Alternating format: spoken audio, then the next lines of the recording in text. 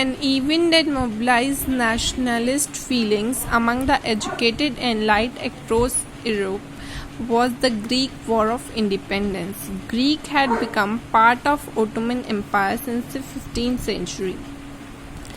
सबसे पहला तो फ्रेंच में हुआ, उसके आइडिया लेकर उसके से प्रभावित होकर ग्रीक ने भी एक वॉर शुरू कर दी, वॉर ऑफ इंडिपेंडेंस।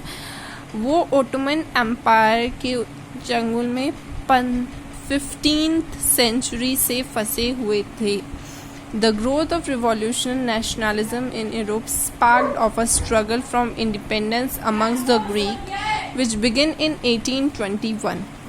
जो यूरोप में नेशनलिज्म की शुरुआत हुई थी, उसने चिंगारी दे दी थी ग्रीक को भी to begin its revolution in 1821. Nationalism in Greece got support from other Greeks living in exile and also from many.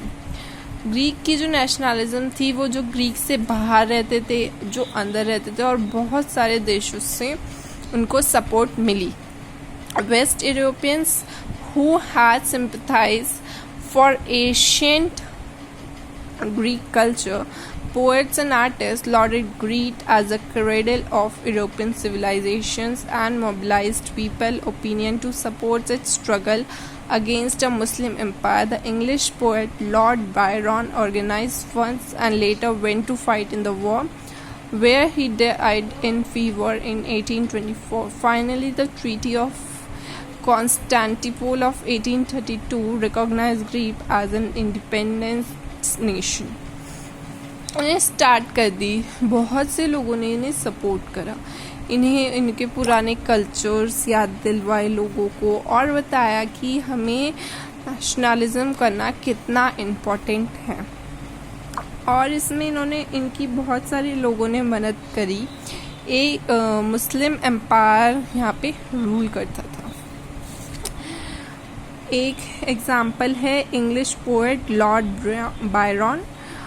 उसने बहुत सारी अपनी पोएम्स में वो नेशनलिज्म के ऊपर पोएम्स लिखी, ऑर्गेनाइज फंड्स ऑर्गेनाइज करे, और फिर बाद में वॉर में लड़ने के लिए भी गया, जहाँ वो एक फीवर 1824 में एक फीवर से मर गया।